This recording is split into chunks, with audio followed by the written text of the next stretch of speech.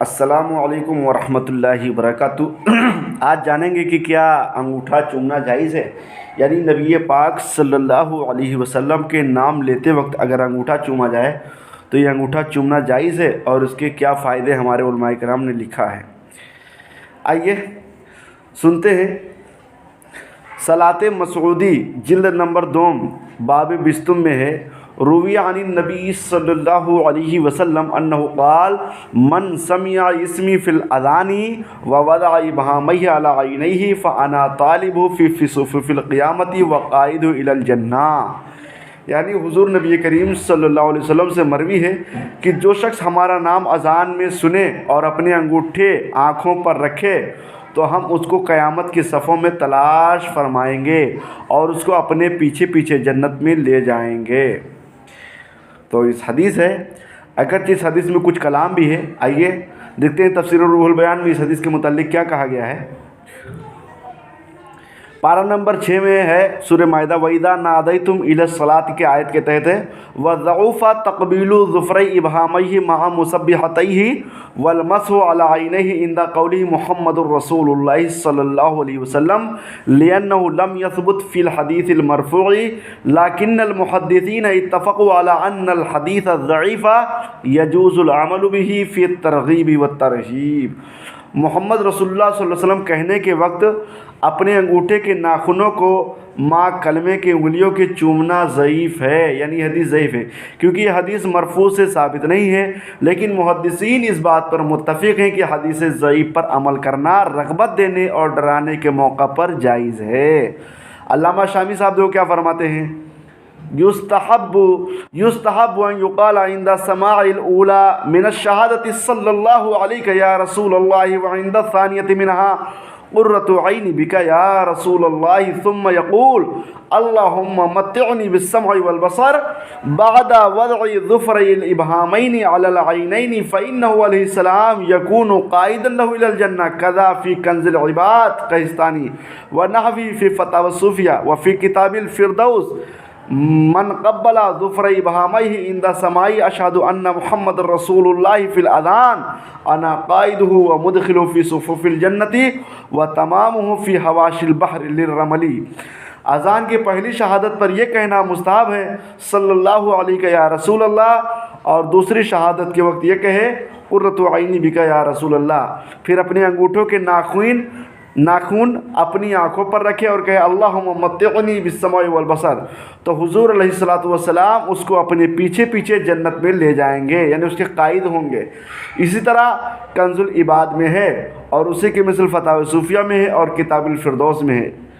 जो शख्स अपने अंगूठे के नाखूनों को चूमे अज़ान में अशहदु अन्ना मुहम्मद रसूलुल्लाह सुनकर, तो मैं उसका कायद होऊंगा और उसे जन्नत लेके जाऊंगा। तो इस हदीस से पता चला, जो कि फ़तावा शामी में भी है, रूहुल बयान में भी है और सलाते मसऊदी में भी है, कि अंगूठा चूमना जायज़ है, उसके बेशुमार फ़ायदे हैं। आइए अल्लामा सखावी साहब से भी सुन लेते हैं कि वो क्या फ़रमाते हैं।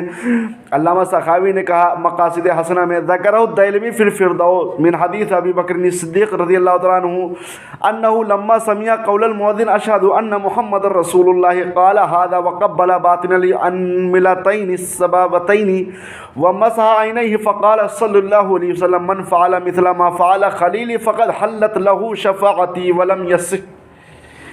दैलवी ने फ़िरदौस में अबू बकर सिद्दीक़ से रिवायत की कि उन सरकार ने जब मुअज़्ज़िन का कौल अशहदु अन्ना मुहम्मद रसूलुल्लाह, उन सरकार ने जब मुअज़्ज़िन का कौल अशहदु अन्ना मुहम्मद रसूलुल्लाह सुना तो यही फरमाया और अपनी उंगली कलमे की उंगलियों के बातनी हिस्सों को चूमा और आंखों से लगाया। बस हुज़ूर अलैहिस्सलाम ने फरमाया कि जो शख्स मेरी इस प्यारे की तरह करे उसके लिए मेरी शफ़ाअत वाजिब हो गई। यह हदीस पाए सेहत तक ना पहुँची, यानी साहिब मक़ासिद हसना अल्लामा सखावी साहब कहते हैं कि हदीस सही नहीं है, यानी मरफ़ू नहीं है। तो मरफ़ू नहीं, लेकिन हदीस ज़ईफ़ भी हमारे उलमा के नज़दीक जायज़ है फ़ज़ाइल में, और ज़ाहिर सी बात है फ़ज़ाइल तरग़ीब व तरहीब में हदीस ज़ईफ़ दुरुस्त है, और यह हदीस ज़ईफ़ अगर मान लिया जाए तो इस पर अमल करना कोई दिक्कत की बात नहीं है, खैर जायज़ है। आइए عن الخضر علیہ السلام انه قال من قال حين يسمع المؤذن يقول اشهد ان محمد رسول الله مرحبا بحبيبي وقرة عين محمد بن عبد الله ثم يقبل ابهامه ويجعلهما على عينيه لم يرمد ابدا. حضرت خضر سے روایت ہے کہ جو شخص مؤذن کو یہ کہتے ہوئے سنے اشہد ان محمد رسول اللہ تو کہے مرحبا بحبیبی وقرۃ عینی محمد بن عبد اللہ، پھر اپنے انگوٹھے کو چومے اور اپنی آنکھوں سے لگائے تو اس کی آنکھیں کبھی نہ دکھیں گی. پھر فرماتے ہیں کہ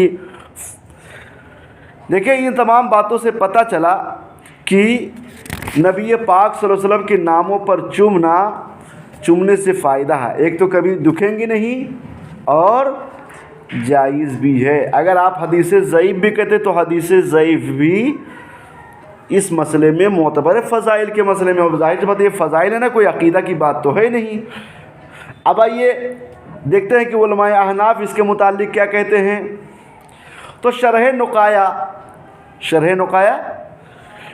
نقایا میں ہے وَعَلَمْ أَنَّهُ يُسْتَحَبُّ أَنْ يُقَالَ عِنْدَ سَمَاعِ الْأُولَى مِنَ الشَّهَادَةِ الْأُولَى صَلَّى اللَّهُ عَلَيْكَ يَا رَسُولَ اللَّهِ وَعِنْدَ الثَّانِيَةِ مِنْهَا قُرَّةُ عَيْنِي بِكَ يَا رَسُولَ اللَّهِ بَعْدَ وَضْعِ الظُّفْرَيْنِ الْإِبْهَامَيْنِ عَلَى الْعَيْنَيْنِ فَإِنَّهُ الْإِسْلَامُ يَكُونُ لَهُ قَائِدًا إِلَى الْجَنَّةِ كَذَا فِي كَنْزِ الْعِبَادِ.